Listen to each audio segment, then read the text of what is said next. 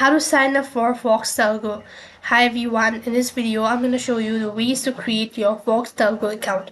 So in that case you have to open up a browser or you can use an application. Either way the procedure is going to remain the same. While you're on this page you have to go and open up a browser on the web address bar, type in www.foxtel.com.au. I'll make sure to drop a link on my description box below as well. When you type in the link, it's gonna take you to the official web page of the Foxtel Go app, and this is basically how it's gonna look like. So while you're on this page, you have to press on the login button from the top right, and then select what you actually want to go with. I'm gonna select Foxtel now, and after that, you need to go to the account details section located right at the bottom. So now you can go ahead and explore this. So click on explore other bundles, or you can just go to get Foxtel. And when you do that, it's going to ask you to provide in your information such as your email address, your personal details and all that.